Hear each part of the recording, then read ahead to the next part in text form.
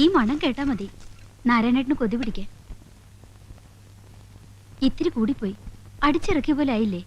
എന്നെ അന്യനാക്കിയാ ഞാൻ സഹിക്കണോ? ഞാനും നീയും മോളും അവൻ ആരും അല്ലാന്ന്. വേണ്ട.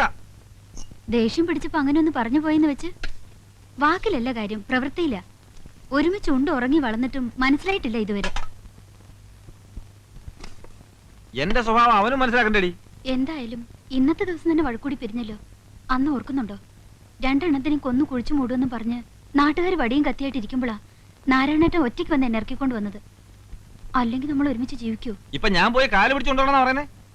രാമോട്ടന്റെ ഇഷ്ടം. എന്റെ ഇഷ്ടം നോക്കണ്ട, നിന്റെ ഇഷ്ടം. ഞാൻ പോയി വിളിക്കാം, പക്ഷെ വന്നില്ലേലുണ്ടല്ലോ പിന്നെ മരിക്കുന്നവരെ ഞാൻ മിണ്ടത്തില്ല.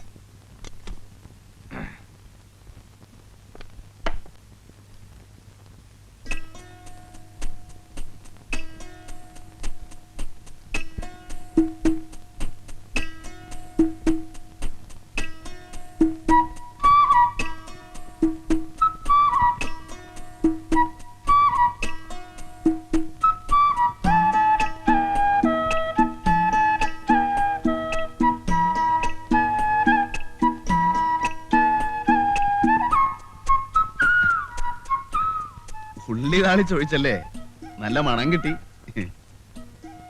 ആ പിന്നെ 2 ഗ്ലാസും കുറച്ച് വെള്ളവും എടുത്തു. തൊട്ട് നിൽക്കാൻ എന്തെങ്കിലും കൂടി.